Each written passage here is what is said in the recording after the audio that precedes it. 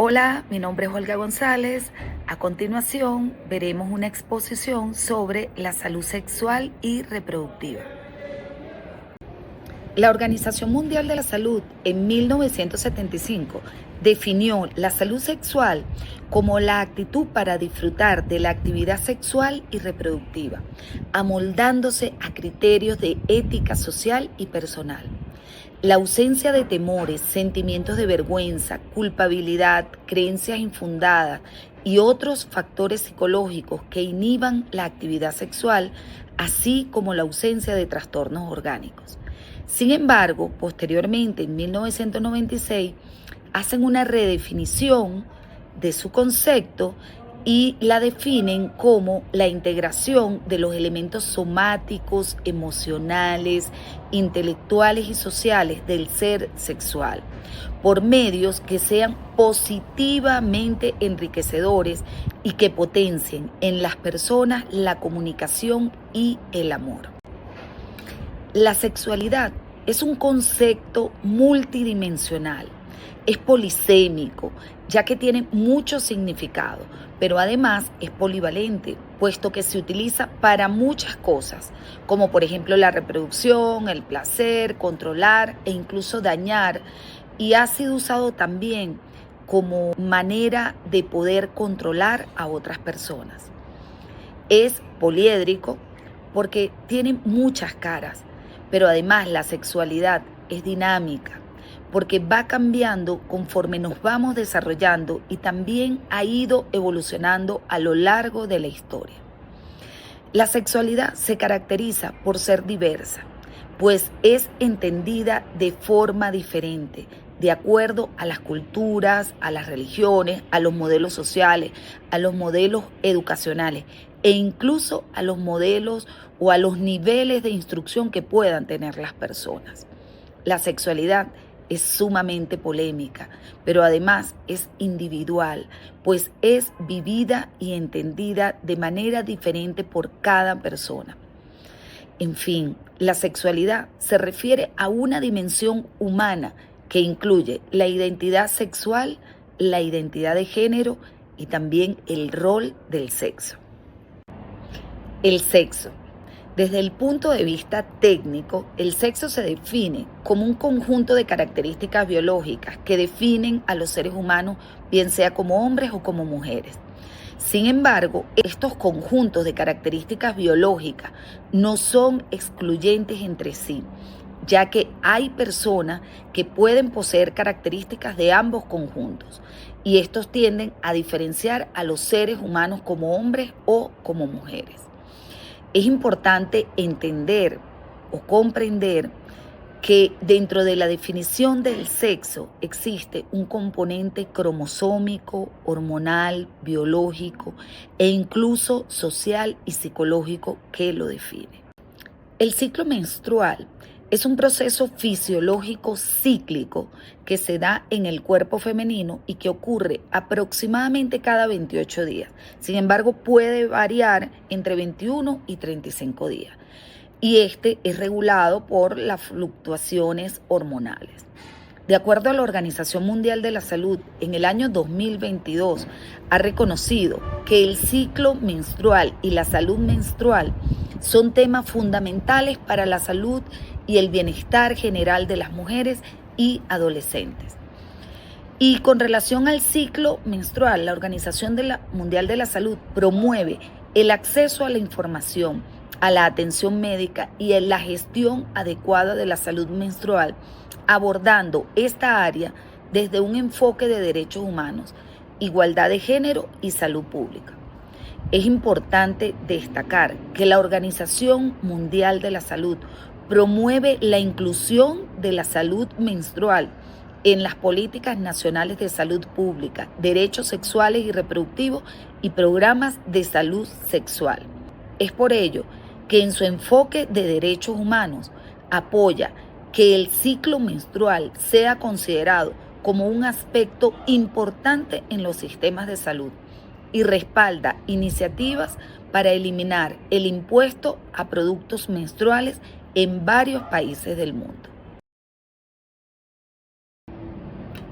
El ciclo menstrual Es un proceso bastante complejo y muy hermoso. Sin embargo, voy a tratar de explicar cómo son sus 4 fases de la manera más sencilla posible. La primera fase es la fase menstrual, que es cuando ocurre el revestimiento uterino, se desprende y es eliminado con la menstruación o el sangrado, ¿ok? Posteriormente viene la fase folicular, que es cuando empiezan a incrementarse esos niveles hormonales, los niveles de estrógeno se incrementan y esto promueve el desarrollo del óvulo dentro de los ovarios.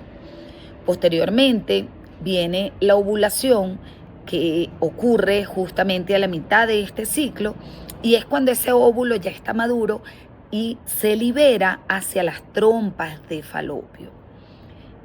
Por último, ocurre la fase lútea, que es donde el cuerpo lúteo secreta progesterona y prepara al útero en el caso de un embarazo.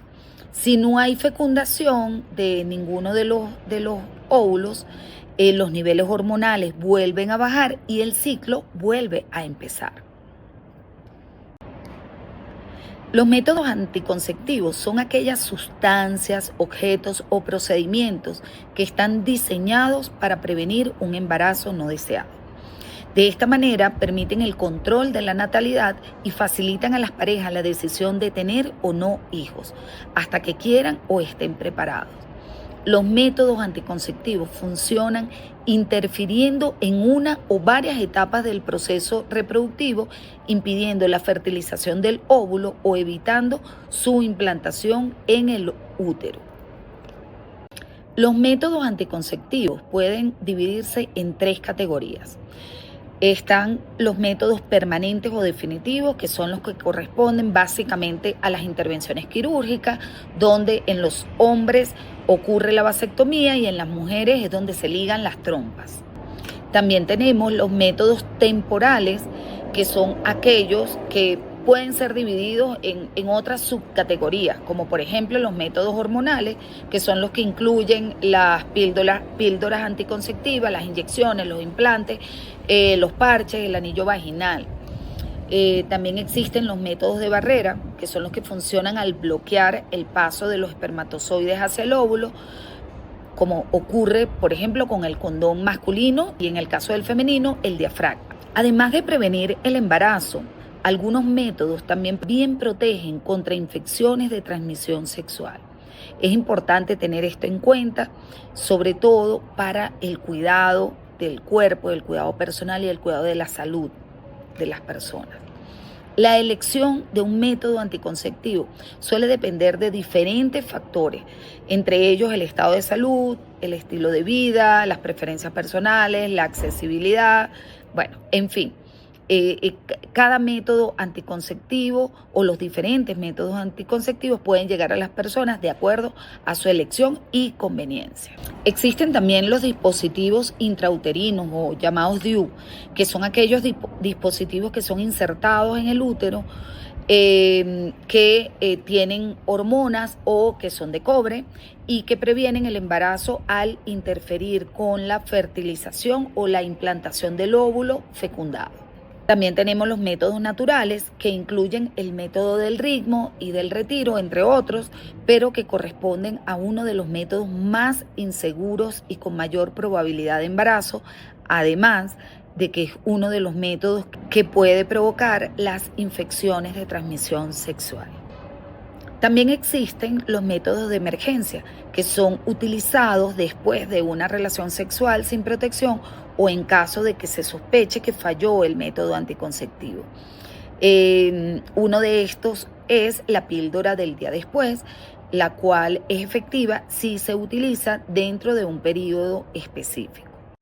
El embarazo es el proceso de desarrollo de un embrión o feto en el útero después de la fecundación de un óvulo por un espermatozoide. Tiene una duración promedio de 40 semanas desde el último ciclo menstrual y se divide en 3 trimestres. El primer trimestre dura de 0 a 12 semanas. Es un periodo donde el embrión toma los principales órganos y sistemas corporales. Es también una etapa de alto riesgo, ya que el embrión es muy vulnerable. El segundo trimestre ocurre desde la semana 13 hasta la 26. En esta fase el feto experimenta un rápido crecimiento y un rápido desarrollo. Comienza a moverse y se desarrollan características como los huesos, la piel y el sistema nervioso. Y por último, en el tercer trimestre, que ocurre entre la semana 27 y la semana 40, se produce la maduración final de los órganos. El feto empieza a alcanzar un peso adecuado para la vida intrauterina y se prepara para su nacimiento. El parto puede ocurrir a partir de la semana 37 sin considerarse que sea prematuro.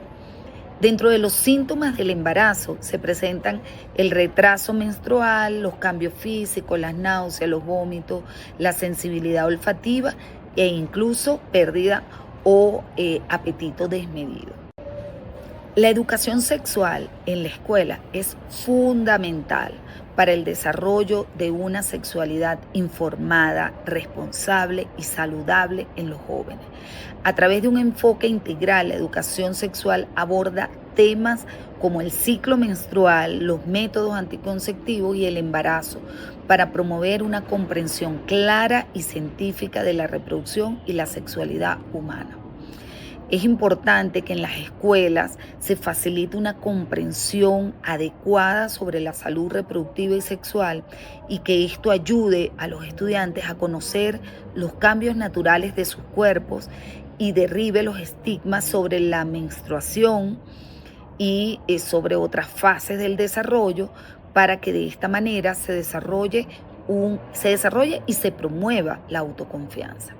Es fundamental y clave informar a los jóvenes sobre las diferentes opciones anticonceptivas y su uso adecuado, empoderándolos para la toma de decisiones responsables y sobre todo para la prevención ante los embarazos no deseados y particularmente las enfermedades de transmisión sexual. El abordaje realista sobre el embarazo, sus etapas y las implicaciones físicas, emocionales, económicas y psicológicas que conlleva una vez consumado el embarazo, fomenta una conciencia de las responsabilidades.